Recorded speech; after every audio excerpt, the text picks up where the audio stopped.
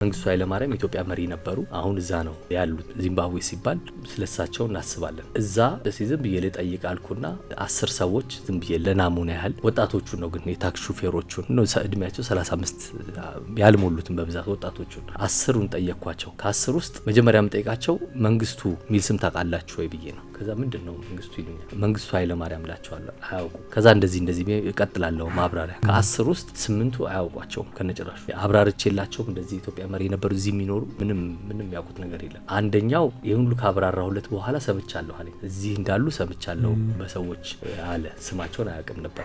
አንደኛው ግን በደንብ ያውቃል። አንደኛው በደንብ አሁን ስላለው ጦርነት ሁሉ ጠየቀኝ። ኢትዮጵያ ውስጥ ስላለ ነገር እንደዚህ ጠይቆኛል። ያ ወጣቶች ስለሆነ ይሆናል ብዬ ነበር። ሌሎች ደግሞ ያረፍኩበት ቤት 1-2 ትልልቅ ሰዎች አግኝቼ ነበር። እናቶች ናቸው። እነሱንም ጠይቄያቸው ነበር። እነሱም አያውቁ። ገርሞኛል። እንደውም እነሱ በእርግጥ አንደኛዋ ከገጠር የመጡ ናቸው። አንደኛዋ ግን ዛው የሚኖሩ ትልቅ ሴት ናቸው። እሳቸውም አያውቁ።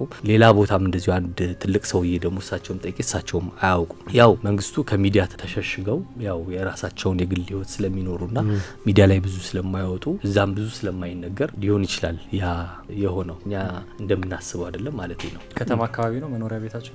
አዎ እዛው ከተማ እዛው መሀል እኔ እንደውም ከነበርኩበት ብዙ አይርቅም ሲነግሩኝ ማለት ነው። ያው ከፍተኛ ጥበቃ ግን የሚደረግበት ቦታ ነው።